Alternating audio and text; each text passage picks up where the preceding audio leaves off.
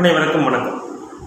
பெரும்பாலும் ஒரு 10-20 வருஷம் முன்னாடி பார்த்தீங்கன்னா லக்கணம் சந்தி நிறையா இருக்கும். தவறான லக்கணங்கள், லக்கணம் சரியாக குறிக்கப்படாமல் இருக்கும். அப்போ பார்த்தீங்கன்னா தோராயமான மணிக்கணக்கு, அதாவது ரயில் போகிறது, பஸ் போகிற டைம் வச்சு மணி குறிக்கிறது. மேலும் அதாவது நிமிட கணக்கில் துல்லியமாக இல்லாமல் இருக்கும்.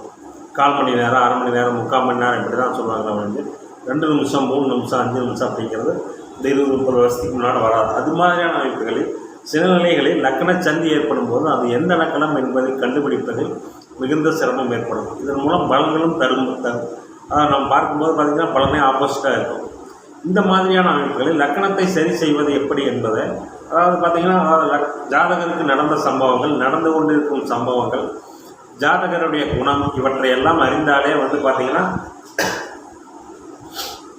லக்கணம் என்ன லக்கணங்கிறது, இதுவரைக்கும் நடந்த சம்பவங்கள், ஜாதகருடைய குணாதிசயங்கள் இதையெல்லாம் பார்க்கும்போது அது எப்படிங்கிறது ஜாதகருக்கு எந்த லக்கணம் என்பதை நாம் உறுதிப்படுத்தி விடலாம்.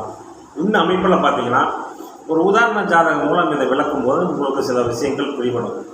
இந்த ஜாதகர் பிறந்தது 21/1/1975 11:40 PM அளவில் பிறந்திருக்காங்க.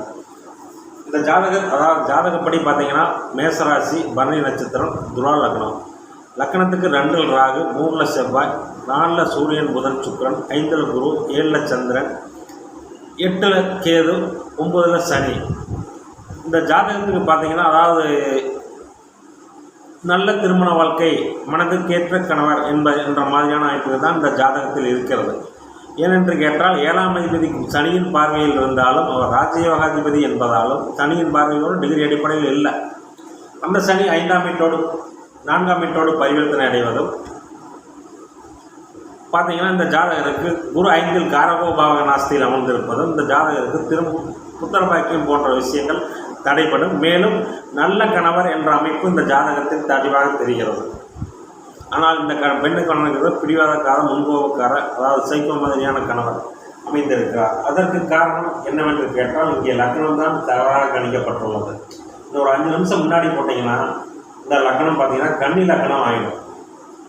கன்னி லக்கணமாக இருந்தால் தான் 7ஆம் அதிபதி 6இல் மறைவதும், 7ஆம் வீட்டை சனி செவ்வாய் பார்ப்பதும், சனி செவ்வாய் சேர்ந்து ஒரு பாகத்தை பார்க்கும்போது அந்த பாகம் கண்டிப்பாக நலியும். மேலும் பார்த்திங்கன்னா குரு 6இல் மறைகிறார், அது ஒரு வகையில் நல்லது தான். ஆனால் அங்கே அவர் 7ஆம் வீட்டுக்கு 12இல் மறைந்து, அதாவது ஒரு சம வீட்டில் அமைகிறார், நட்பு வீட்டிலோ எங்கே இல்லை. உபயலக்னக்கு 7ஆம் அதிபதி மறைவது நல்லது என்றாலும் அவர் ஒரு நட்பு வீட்டில் அமர வேண்டும். இந்த அமைப்பில் பார்த்திங்கன்னா இந்த ஜாதகருக்கு முற்றிலும் பொருந்தாத கணவர், அதாவது எதுக்கெடுத்தாலும் முன்கோபம், ஒரு அனுசரணை இல்லாமல் மனைவியை அன்பாக பார்த்துக்காத ஒரு கணவர் வாய்த்திருக்கிறார். அதற்கு காரணம் என்ன? 7ஆம் இடம் பாவத்துவமுடையதான். இங்கே 7ஆம் இடத்தை சனி செவ்வாய் இருவரும் பார்க்கிறார்கள்.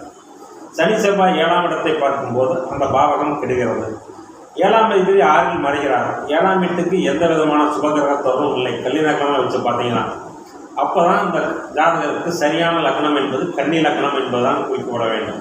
ஏனென்றால் துலா லக்னமாக இருந்தால் நல்ல கணவரும் அமைந்திருப்பார். மேலும் புத்திர தோஷம் அடைந்திருக்கும். ஏனென்றால் 5இல் குரு காரகபாவனாஸ்தி, அதாவது ஒரு அவயவ கிரகமான குரு 5இல் இருப்பது காரகபாவனாஸ்தியை தரும்.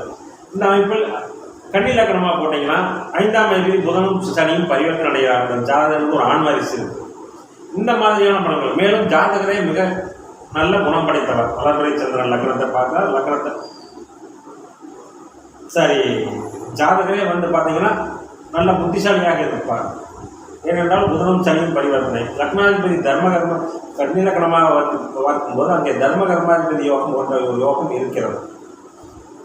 தர்மகர்மாதிபதி யோகம் பெற்றவர்கள் யாரையும் புண்படுத்த மாட்டார்கள், எல்லோரையும் அனுசரித்து செல்வார்கள். அது மாதிரியான அமைப்பில் தான் இந்த ஜாதகர் இருக்கிறார். எனவே இந்த ஜாதகத்தினுடைய லக்னம் என்பது துலா லக்னம் அல்ல, கன்னி லக்னம்.